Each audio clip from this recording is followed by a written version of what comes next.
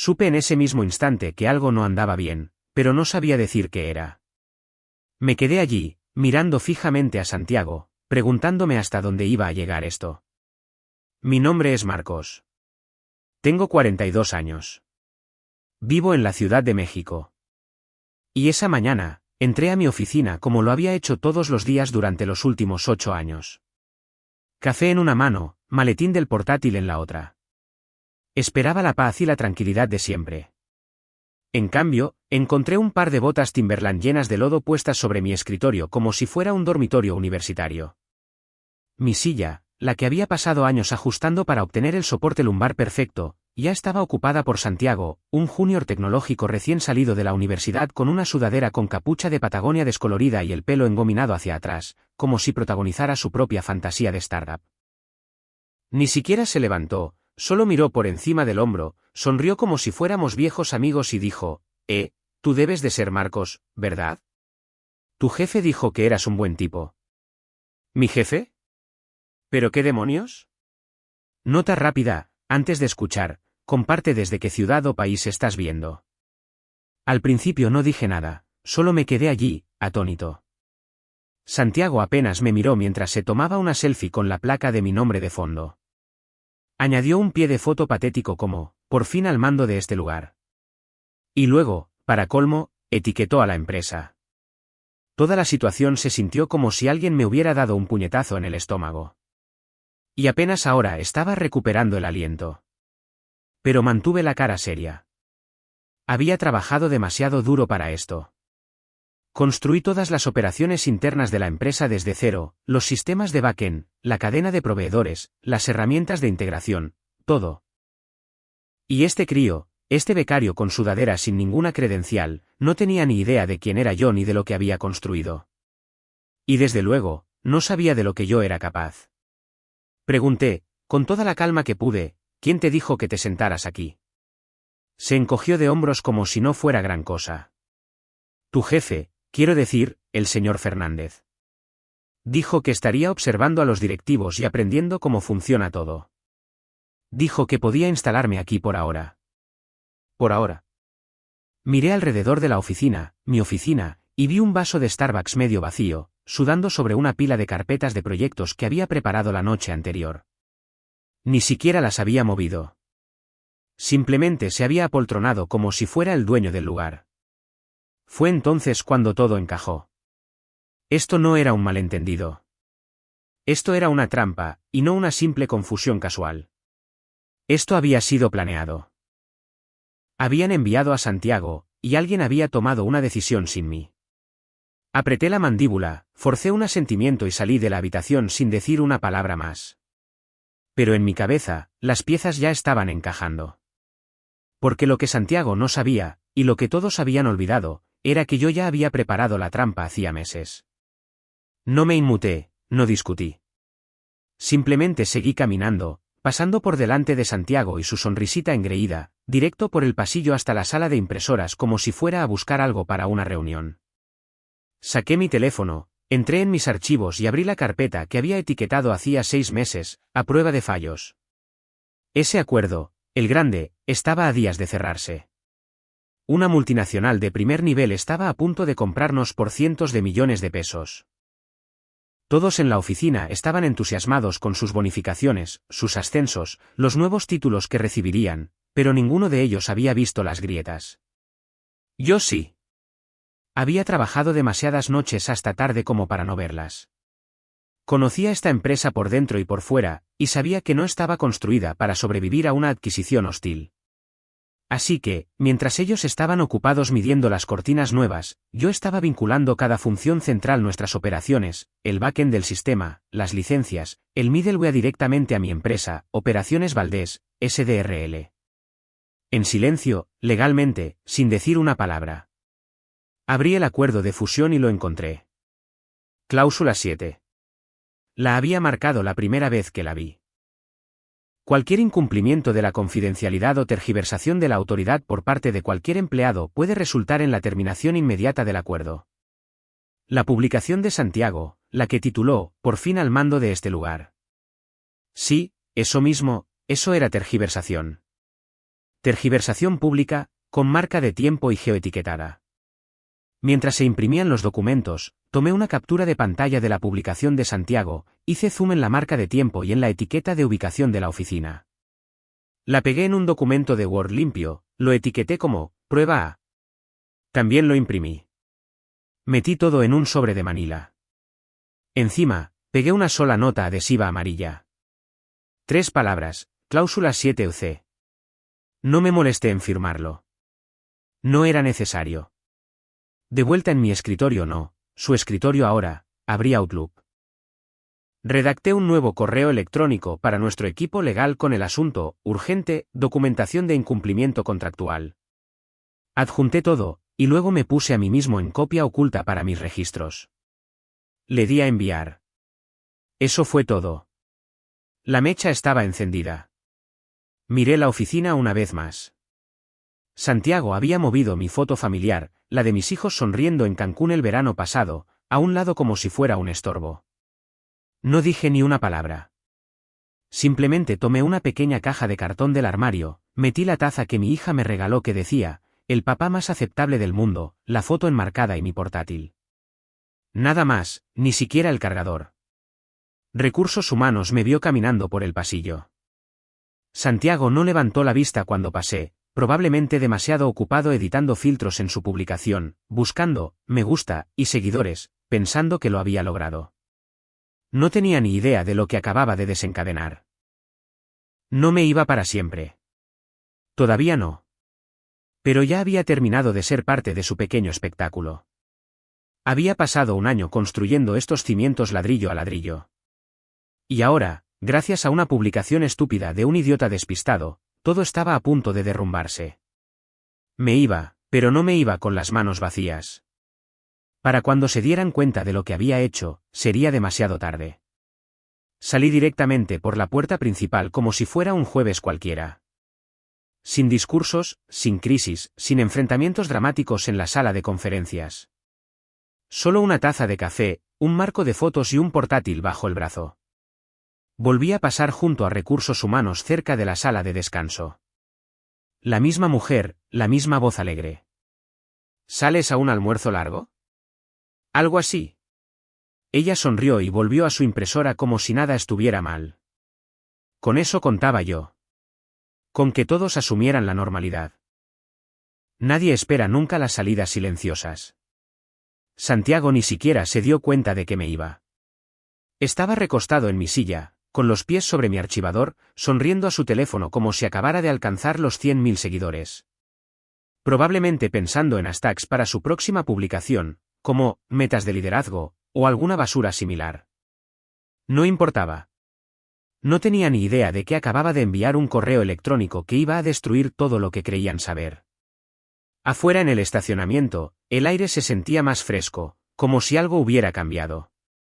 Dejé la caja en el asiento del copiloto de mi coche y me senté un segundo, con la mano en el contacto, simplemente respirando. Ni enfadado, ni en pánico, solo en calma. No iba a gritar. No iba a intentar luchar para volver a entrar. Ya había hecho mi jugada, y ellos habían caído de lleno en ella. Creían que estaban comprando una máquina bien engrasada. Lo que no sabían era que yo era la máquina. Ya no necesitaba ni un título. Director ejecutivo, director, socio. ¿A quién le importaba? No quería la placa con mi nombre. Quería el control. Mientras salía del estacionamiento, pasé por el vestíbulo principal del edificio. A través del cristal, vi de nuevo a Santiago, todavía holgazaneando, todavía sonriendo. Que disfrutara su momento. No duraría. Para cuando alguien en el departamento legal atara cabos, yo estaría a medio camino de un tequila en mi porche trasero. Y cuando las llamadas comenzaran, porque comenzarían, yo no estaría desesperado. Estaría negociando. Rogarían para arreglarlo, para revertirlo, para evitar que el comprador se echara atrás. Pero no había vuelta atrás. No ahora. No después de que le dieran las llaves del reino a un crío con un podcast y un banner de LinkedIn. Salí a la carretera, puse mi teléfono en modo, no molestar, y encendí el aire acondicionado al máximo. Ni siquiera miré por el retrovisor porque ya no era solo un engranaje en la máquina. Yo era la máquina.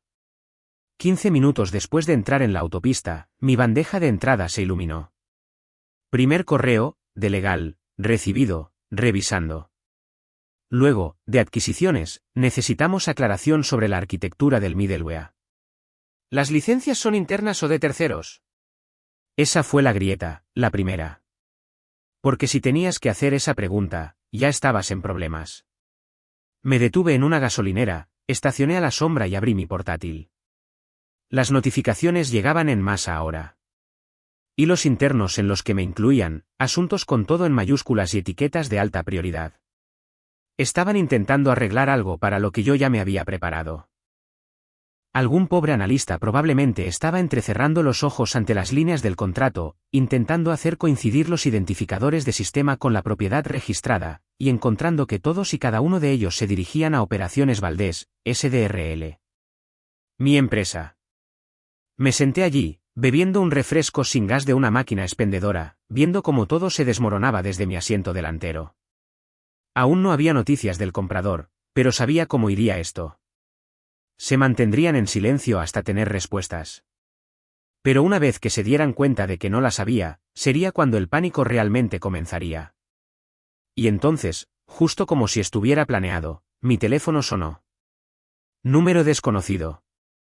Dejé que saltara el buzón de voz. Volvió a sonar. Otro. Luego otro. Abrí mi registro de llamadas. 6 llamadas perdidas en menos de 20 minutos. Ladas de Monterrey, Guadalajara, Querétaro.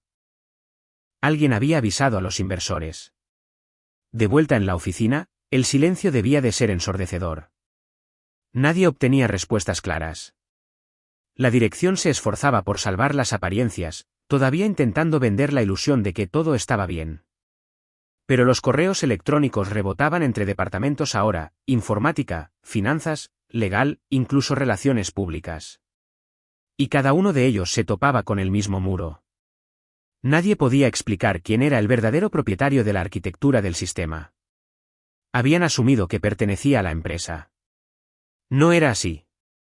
Me pertenecía a mí. Allí, el equipo del comprador ya se había involucrado. Un mensaje reenviado aterrizó en mi bandeja de entrada, con copia a la mitad de la junta directiva. Era del jefe de integración del comprador. Hemos identificado múltiples inconsistencias en los acuerdos de acceso al sistema. Necesitamos un desglose completo de la propiedad de la plataforma y las licencias antes de proceder.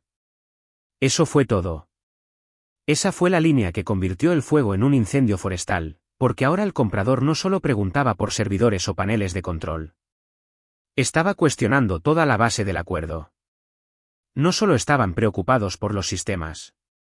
Estaban preocupados por su inversión. Y deberían haberlo estado. Cerré mi portátil, me recliné en mi asiento y observé a una paloma picotear una barrita de granola aplastada en el estacionamiento. Mientras tanto, una adquisición de cientos de millones de pesos se desmoronaba a 2 estados de distancia, y todo lo que tenía que hacer era esperar. A la mañana siguiente, la historia se había roto como un huevo caído. La empresa intentó controlarla, por supuesto. Un comunicado de prensa pulcro salió al amanecer diciendo que había pequeños contratiempos en el proceso de adquisición. Lenguaje corporativo para decir, estamos fastidiados, pero no podemos admitirlo todavía. Querían tranquilizar a los inversores, decirles a todos que las cosas estaban bien, que el acuerdo seguía en marcha y que las operaciones funcionaban sin problemas. Pero todos dentro de esos muros sabían que no era así. Era un caos. La gente susurraba en los pasillos. Los correos electrónicos volaban entre departamentos con asuntos como urgente, se necesita confirmación de acceso, y problema de bloqueo del sistema. Los ejecutivos estuvieron encerrados en la sala de conferencias toda la mañana, con las persianas bajadas y los teléfonos vibrando sin parar. Alguien había filtrado que los abogados del comprador exigían documentación de propiedad para cada sistema digital vinculado a la adquisición. Fue entonces cuando el pánico se apoderó de verdad. No podían avanzar con nada hasta que supieran quién era el dueño real de los sistemas que acababan de comprar. Y no lo sabían. Pensaron que era un simple retraso burocrático. Pero una vez que el departamento legal profundizó en el asunto, comenzaron a darse cuenta de lo profundo que era. Cada línea de código, cada licencia de servidor, cada script de optimización, todo estaba vinculado a mi SDRL. Ninguno de ellos se había percatado de las cláusulas discretas que yo había enterrado en los contratos de integración durante el último año. Lo había hecho a la vista de todos. El departamento legal lo aprobó cada vez. Nadie lo cuestionó porque pensaban que yo era el tipo que les facilitaba las cosas. No tenían ni idea de que había construido el sistema para que me perteneciera a mí. Esa era la belleza del asunto. No necesitaba venganza. Necesitaba poder de negociación. Y ahora lo tenía. A última hora de la tarde, mi teléfono empezó a vibrar de nuevo. Esta vez no eran números aleatorios. Eran conocidos, mi antiguo jefe, el director de finanzas, incluso el director ejecutivo. No contesté, pero escuché un mensaje de voz. Marcos, solo necesitamos algunas aclaraciones. De acuerdo. No estamos seguros de lo que pasó con la transferencia de licencias, pero el equipo del comprador necesita respuestas antes del cierre de hoy. Llámame tan pronto como recibas esto. Podía oír la tensión en su voz, la falsa calma resquebrajándose bajo la presión. Me serví una copa, me recliné en mi silla y lo puse de nuevo. Pensaron que podían deshacerse de mí. Ahora suplicaban por respuestas. Había pasado años siendo el callado, el tipo que hacía las cosas mientras los ejecutivos se llevaban el crédito, el tipo al que podían ignorar, pagar mal y ningunear en las reuniones. Ya no más. Cuando su departamento legal finalmente lo descubrió, ya era demasiado tarde. El código, los servidores, los acuerdos de alojamiento. Cada componente estaba registrado a mi nombre. No podían simplemente transferirlo, no podían reescribirlo. Toda la infraestructura del acuerdo estaba bloqueada bajo la propiedad de mi SDRL. No podrían desenredarlo aunque lo intentaran. Al atardecer, la adquisición había sido oficialmente pausada. A medianoche, pausada, se había convertido en bajo revisión, y para el final de la semana, estaba muerta. No había forma de arreglar esto. El acuerdo se había acabado. Para cuando los abogados del comprador intervinieron, el daño ya estaba hecho. La fusión no estaba con soporte vital, se estaba desangrando. Mi antiguo director ejecutivo intentó disimularlo, se paró frente a una sala llena de gente y dijo que la publicación de Santiago era una broma, que se había sacado de contexto. Por favor. Nadie se lo creyó, especialmente el comprador. A ellos no les importaban las excusas. Les importaba el riesgo. Y Santiago les había dado exactamente lo que necesitaban para retirarse de la mesa. Tergiversación del control operativo, justo en la etapa final de la adquisición. Eso no era un contratiempo. Eso era motivo de incumplimiento. Pero lo que los compradores aún no se daban cuenta, lo que la empresa todavía no había reconstruido, era que yo ya había asegurado mi posición mucho antes de que Santiago pusiera un pie en esa oficina. La infraestructura era yo. Empezaron a llegar correos electrónicos del equipo técnico del comprador. Lenguaje formal, muy cuidadoso, pero las preguntas eran directas. Por favor, confirme qué entidad legal tiene actualmente el control administrativo de los siguientes sistemas. Necesitamos aclaración sobre la propiedad de las integraciones de middleware. Proporcione documentación sobre las relaciones con los proveedores y las credenciales de acceso al sistema. No respondí de inmediato. Dejé que sudaran. Pero cuando respondí, no discutí ni expliqué. Envié un único paquete limpio, un gráfico, con marca de tiempo, totalmente documentado. Cada plataforma, cada servicio, cada herramienta en la fusión. Al lado de cada uno, Operaciones Valdés, SDRL, legalmente firmado, financieramente vinculado. Todos los caminos llevaban a mí. Luego me senté y esperé. 2 horas después, el abogado principal del comprador se puso en contacto. Sin rodeos, sin palabrería. Estaría disponible para una llamada para discutir los próximos pasos con respecto al acceso al sistema y la continuidad de las licencias. Esa era su manera de decir, no podemos avanzar sin usted. No tenían más remedio que venir a mí. Mi nombre no estaba en el comunicado de prensa de la fusión. No estaba en la junta directiva, pero yo era quien tenía las llaves de todo el asunto. Hice la llamada corta. Me complace hablar, pero ya no estoy con la empresa, dije. Cualquier discusión futura sobre el acceso tendrá que pasar por mi oficina. Silencio sepulcral en la línea. Luego, entendido. Nos pondremos en contacto con una propuesta formal. Lo sabían. Sabían que no podían proceder sin mí, pero tampoco podían simplemente fingir que no había pasado nada. La Comisión Nacional Bancaria y de Valores los destrozaría si lo hacían. Y en cuanto a la empresa, la gente que pensaba que podía desecharme como un peso muerto, estaban viendo cómo se desarrollaba todo con las manos atadas. Yo era la columna vertebral sobre la que ni siquiera se daban cuenta de que habían estado de pie. Y ahora no había trato a menos que yo lo dijera. Me convocaron un martes. La misma sala de juntas donde solían ignorarme durante las reuniones de estrategia. La misma mesa larga, las mismas paredes de cristal. Solo que esta vez, la tensión era tan densa que se podía cortar con un cuchillo. El representante del comprador ya estaba allí cuando entré. Traje elegante, mirada fría, una carpeta frente a él. No me ofreció la mano. No era necesario. Los miembros de la junta parecían no haber dormido en días. Sin saludos, sin sonrisas falsas, directos al grano. El representante del comprador deslizó la carpeta por la mesa. Términos revisados, dijo. Acuerdo de licencia, el triple de la cifra original.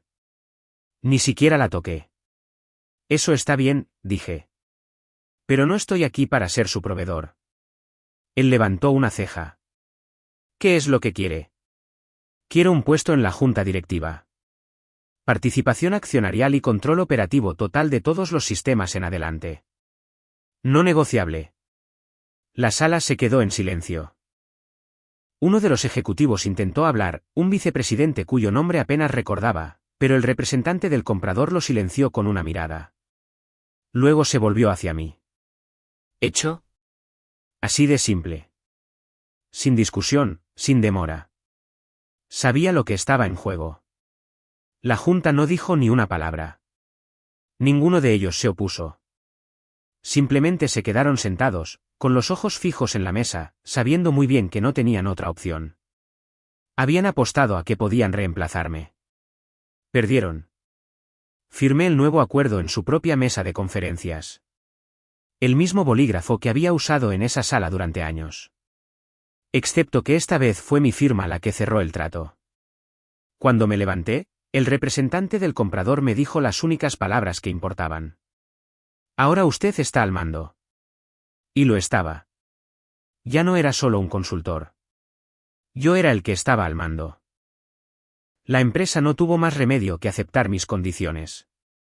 ¿Habrías aceptado el dinero o habrías exigido un puesto en la mesa? Deja tu respuesta en los comentarios. No olvides darle a me gusta, y suscribirte para más historias de venganza.